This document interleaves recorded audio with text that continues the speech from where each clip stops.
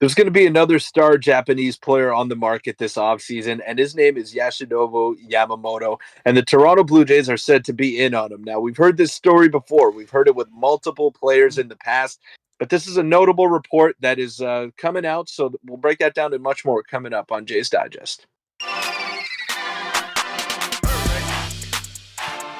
What's up, Jays fans? I'm your host, Peter Vryonis, alongside host Nick Gosse. Now, I'm doing this video from parts unknown. You won't know where I'm at, but doing it from another different location. Now, Nick is always constant. He's always in the same spot. Not me, always the one moving around here. But, Nick, we got some exciting news as we get ready for this series between the Jays and the Texas Rangers. It's probably going to decide a lot when it comes to the standings at the end of the year, but we got some exciting news coming out of the free agent pool, I guess you could say. There's going to be a player out of Japan that is posted, Yoshinobu Yamamoto, if I'm not mistaken, and he's been having an unbelievable season on the mound for the Oryx Buffaloes, and he's going to be posted, and he's going to command a hefty price tag for major league teams. Yeah, and he's an unbelievable starter. He has been his whole career. Before we get into this video, make sure to hit the subscribe button. About 70% of you aren't subscribed, and we're on the road to 8,300. But like you said, the Jays are pursuing a star Japanese pitcher, as well as some other things we're getting into today. But let's start with that. And this report came out a couple days ago,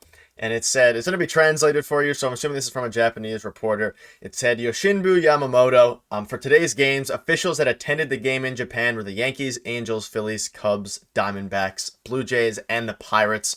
So the Blue Jays are among teams named there, and it's honestly not that many teams. It's only 7 teams, which, you know, and the Blue Jays are, like you said, they pursued Shohei Ohtani. Unfortunately, didn't get him, and some other guys as well. Kodai Senga, they were very, very interested in, and now Yamamoto. And if you're not familiar with Yamamoto, I'll just get into his stats right off rip, because I know a lot of you probably aren't out there. It's a little bit blurry, but he's been pitching in the Japan League since 2017, and Peter, he's had like a 1 ERA the past 3 years, since 2019, really. He's an unbelievable pitcher, and I suggest going to watch some film if you haven't already, because I'm not super familiar on him, but as maybe the time of him signing approaches, I will be. What are your thoughts on this? I'm open to it, especially with that number 5 starting spot kind of up in the air right now, with assuming Hyun-Jin Ryu walks. Yeah, if I'm not mistaken, I think he also started the World Baseball Classic final against the United States. Yeah, and he's the lefty. I think he's the lefty, and he had a very good start in that one. Obviously, Japan went on to win the entire World Baseball Classic, and that whole Japanese team, it shows you the amount of talent that is over there in the Japanese league. They have unbelievable hitters like Munetaka Murakami. They have Masataka Yoshida, who hadn't even come over to the major leagues yet, who was their second best hitter in that tournament. So it just shows you the amount of talent that is in that league. Obviously, it's not equivalent to Major League Baseball, but you could argue that it's better than AAA, and that a lot of those guys could definitely be stars at the next level in the major league. So it'll only be a matter of time before we see more Japanese players coming over, and coming over earlier, because Yamamoto is, I think, 29 or 30 25. years old. So 25. There you go. So I'm thinking of someone else that's going to be posted that is 29. He's the lefty pitcher that I'm talking about. But it just shows you that these players are coming over earlier. Senga was 30. Masataka Yoshida, 30 as well. So we're probably going to see more players coming over earlier and earlier. Roki Sasaki is 21 years old. He's lighting up the Japanese league.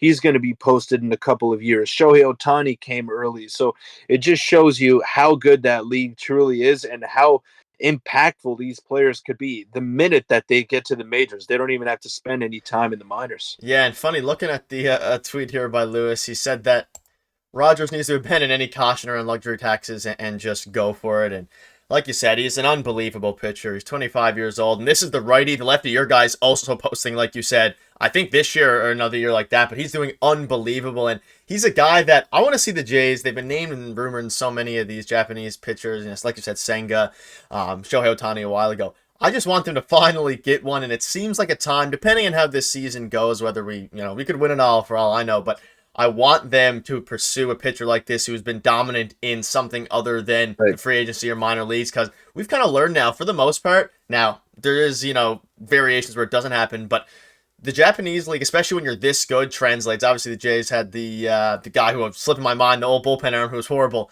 but still, it's been working for the most part in the Japanese transfer. Yeah, for sure. And you look, a sales pitch that the Blue Jays could use is that they have Yusei Kikuchi.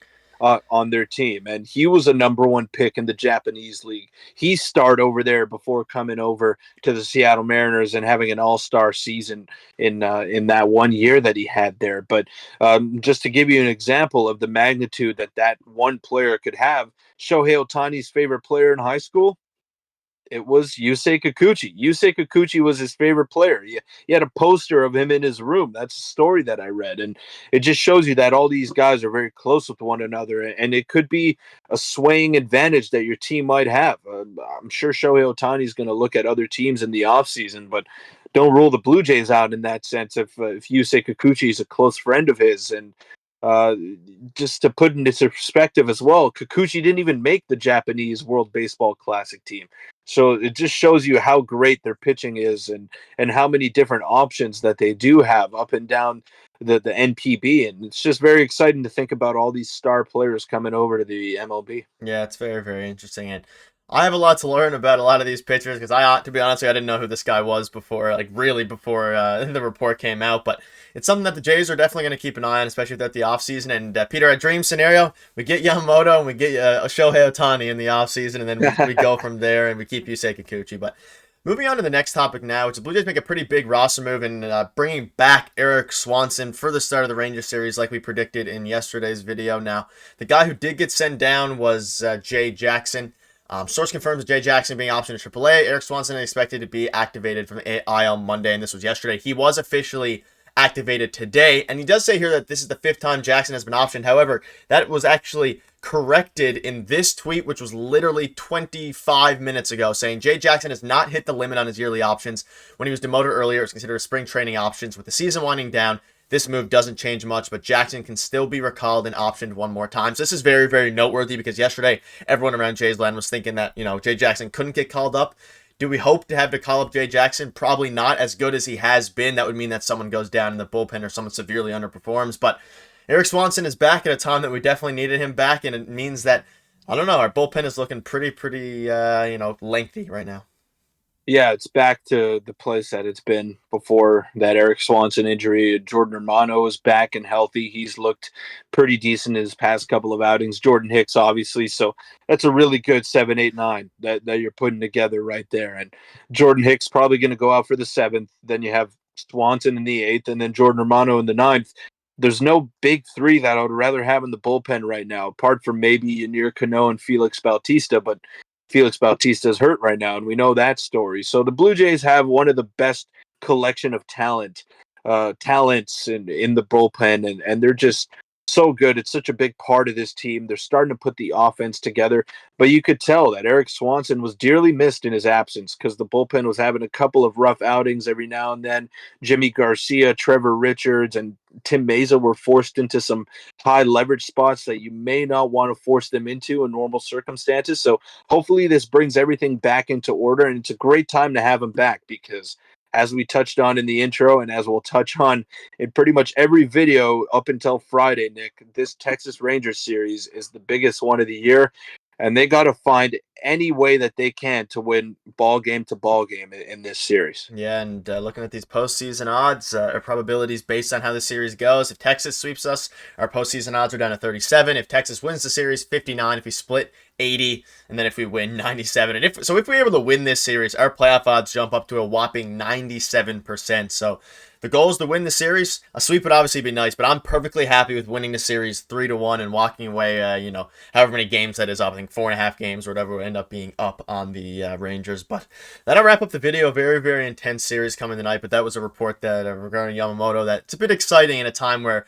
very, very stressful games. But any final thoughts before we wrap up and just pray that the Jays can start the series off with a much needed win against some tough pitching that we're in for this weekend? Yeah, I saw that tweet as well, and I was hoping that you would include it, Nick, because that's amazing. It just shows you how drastically this series could change the outlook of the entire season.